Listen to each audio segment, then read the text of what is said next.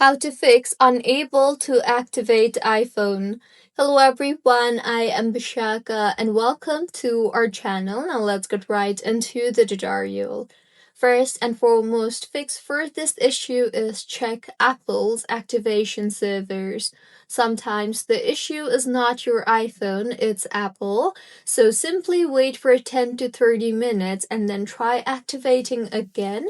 Activation often fails when Apple servers are busy, especially after new iOS releases. If activation suddenly works later, then it might have been the server issue.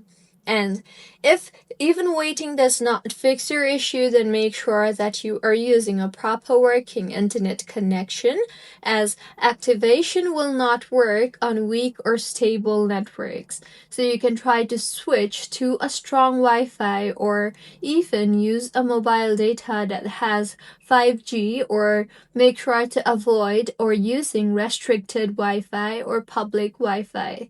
Now restart the setup and try again, and if your issue is still not fixed, then simply restart your iPhone, as a simple reboot can fix activation glitches. This will also clear temporary setup errors. The next fix is you can go ahead and try to remove and reinsert the SIM card. So power off your iPhone and then remove the SIM card.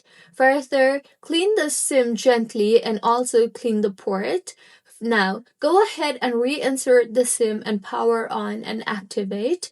This might help in fixing your issue, and if not, then open settings and tap on general and then on software update. Make sure your iPhone is updated to its latest version. Now, go back to General again and tap on Transfer or Reset iPhone, and then tap on Reset and then Reset Network Settings. Once you have reset your network settings, your issue should have been fixed. So, these were a few fixes on how you can fix unable to activate iPhone. If you find this tutorial helpful, please like the video and do comment if you have any queries. Also, do subscribe to our channel for more helpful tutorials like this.